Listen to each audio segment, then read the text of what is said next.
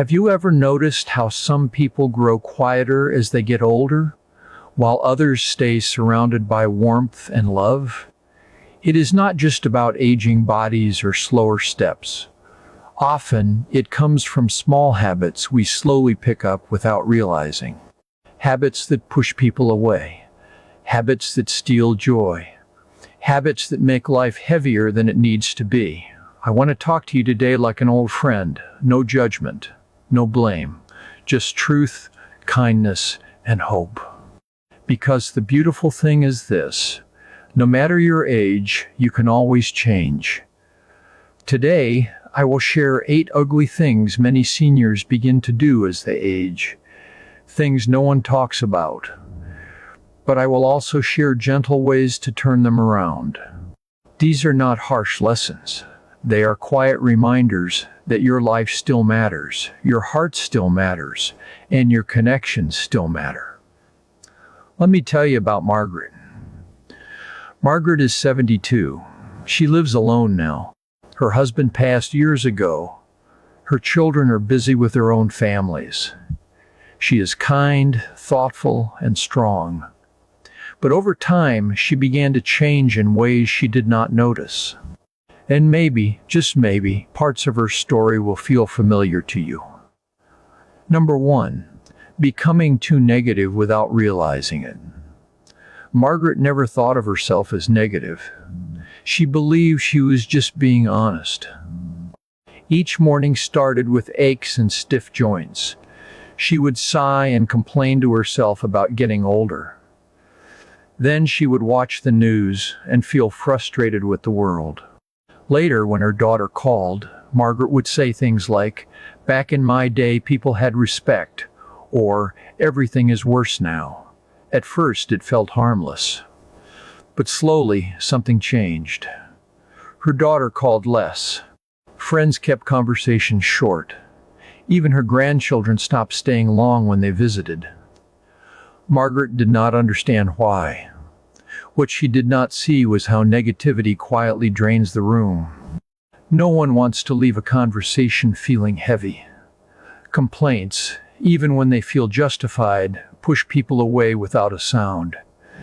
As we age, it becomes easy to focus on what hurts, what changed, and what feels unfair. But when negativity becomes a habit, it becomes a wall between us and others. Here is the gentle shift.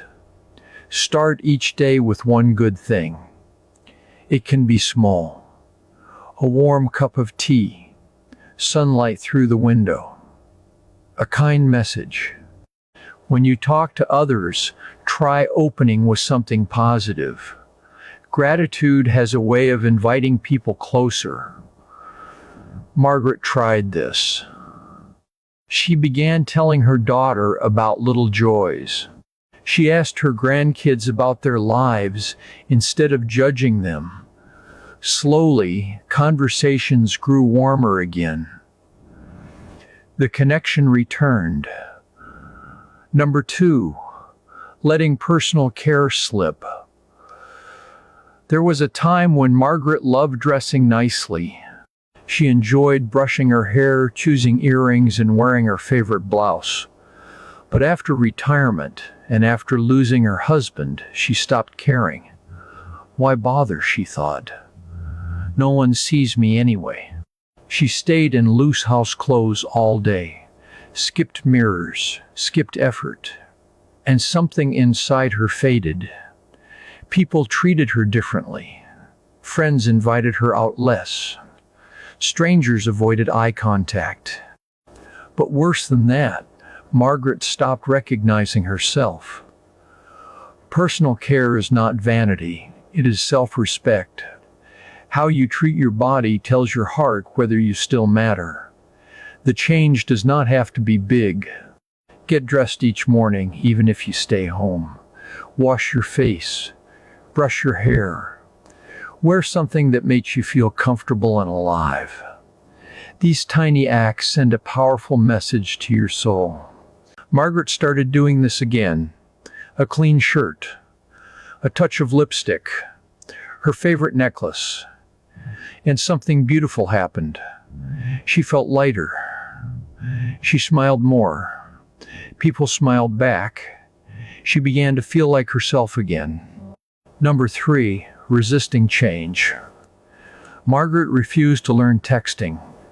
She said if people wanted to talk, they should call. But her family shared photos and updates in group messages she would not join. Over time, she missed birthdays, jokes, and everyday moments. She did not mean to disconnect, but she did. Change feels scary. New things feel uncomfortable. But refusing change slowly closes doors. One afternoon, her granddaughter gently showed her how to send messages. Margaret was surprised at how simple it was. Soon, she was receiving daily photos of her great-grandchildren and sweet good morning texts. She had not lost connection. She had been standing outside it. Sometimes, staying connected means being brave enough to try. In part 2, we will talk about clutter, patience, and listening, and why these quiet habits matter more than you think. If you stay with me, then write continue below. Let us continue Margaret's journey because this is where many seniors quietly struggle and often never talk about it. Number 4 is holding on to too much clutter. Margaret had always been sentimental. Every drawer held memories, old birthday cards, clothes she had not worn in years, newspapers stacked in corners, gifts from long ago. Each item felt important. Each item carried a story. Her home used to feel warm and peaceful, but over time it became crowded. She told herself she might need these things someday, but someday never came. Instead, she felt tired just walking through her house. Cleaning felt overwhelming. She stopped inviting friends over because she felt embarrassed. Her safe place slowly turned into a burden. Clutter does not only fill rooms, it fills the mind. It holds us in the past and blocks the present.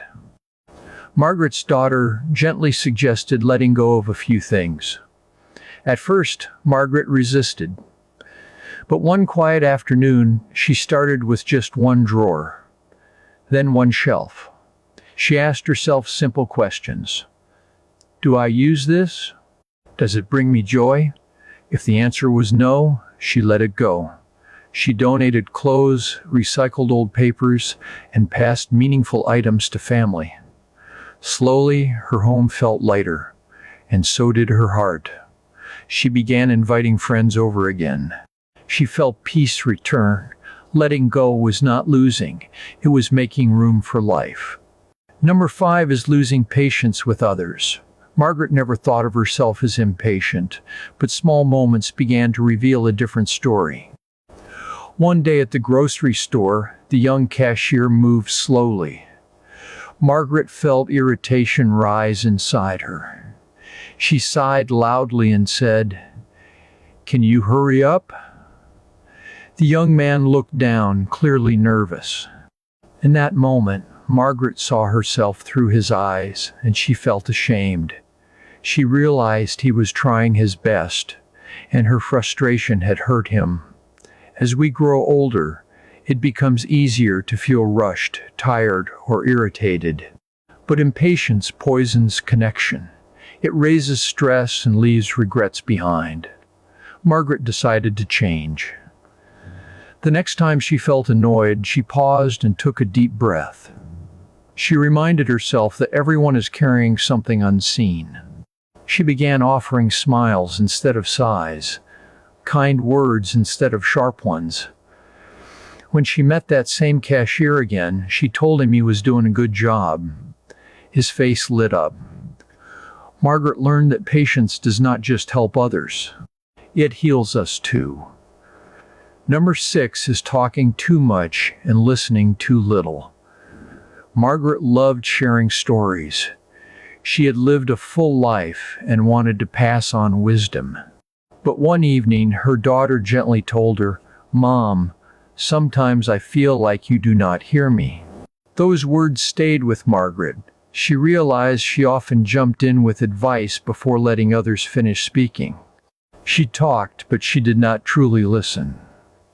Listening is one of the greatest gifts we can give. Margaret began practicing it.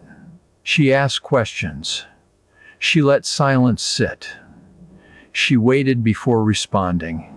She said things like, "Tell me more," and "How did that make you feel?"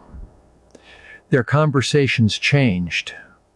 They became deeper, warmer, more real. Margaret discovered that connection grows when we listen with our hearts. Number 7 is pushing people away instead of asking for help. Margaret had always been proud of her independence. One afternoon, she struggled to lift heavy grocery bags from her car. A young man offered help.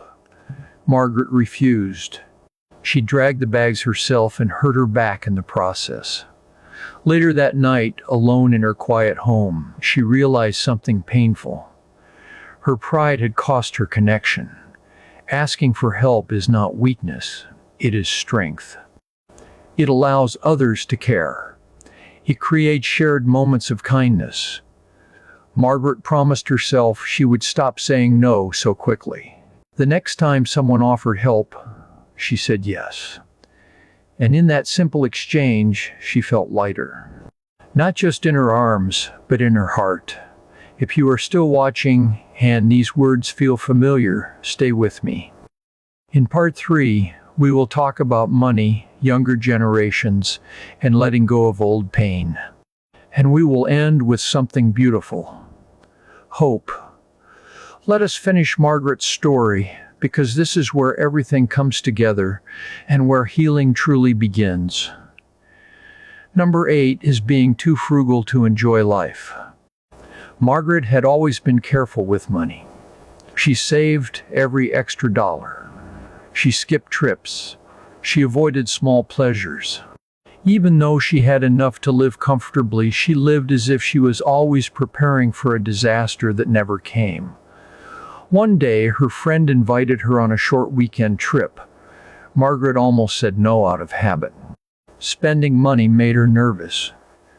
But something inside her whispered, "When was the last time you did something just for joy?" She said yes. That weekend changed her. She laughed more than she had in months. She enjoyed warm meals, fresh air, and good company. As she watched the sunset with her friend, she realized something important.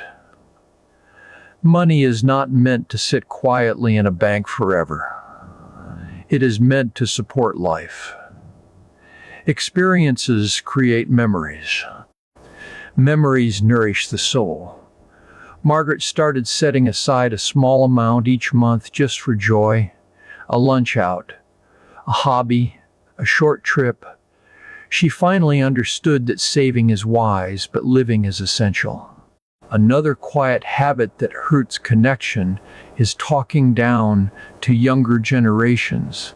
Margaret loved her grandson, but sometimes she would say things like, "Kids these days are glued to their phones," or "Back in my day, life was better." One afternoon, after she made a comment like that, her grandson grew quiet and left early. Margaret felt the sting of regret. She had not meant to hurt him, but she had dismissed his world. Every generation faces its own challenges. When we compare instead of understand, we create distance. Margaret chose curiosity instead of criticism. The next time her grandson talked about a game or an app, she said, "That sounds interesting. Tell me more." Something beautiful happened. They connected. Respect replaced judgment. Love flowed again. Margaret also had to face something deeper. She had been holding on to old grudges and regrets, past hurts, broken friendships, words she wished she had never said. Carrying those memories made her tired. One evening, she wrote everything down on paper, every hurt, every regret. Then she took a deep breath and let it go. Forgiveness was not for the people who hurt her. It was for herself. And when she released those old wounds, she felt lighter, freer, at peace. She also stopped ignoring her health. For years, she brushed off dizziness and fatigue, telling herself it was just age. Then one fall sent her to the hospital. That was her wake-up call. She began drinking more water. She took gentle walks. She scheduled regular doctor visits. Taking care of her body became a way of honoring her life. And finally, Margaret remembered how to laugh. One night, a friend invited her over for a movie. Margaret almost declined, but she went. They laughed until tears filled their eyes. On her way home, Margaret realized something powerful. Joy had never left her. She had simply stopped inviting it in. The next morning, she played her favorite music and danced in her kitchen, alone, free, smiling. Margaret's story is not special. It is human. Aging does not mean fading away. It means softening, letting go, choosing connection, asking for help, caring for yourself, staying curious, making room for joy. If any part of this message touched your heart, I want you to know this. You are not alone. Your life still holds meaning. Your presence still matters. It is never too late to change small habits and reclaim beautiful moments. If this message reminded you to reconnect with yourself and others, share your thoughts in the comments. Write, choose connection below and tell us where you are watching from. Thank you for spending this quiet moment with me. Take care of your heart. Take care of your body. And most of all, take care of your joy.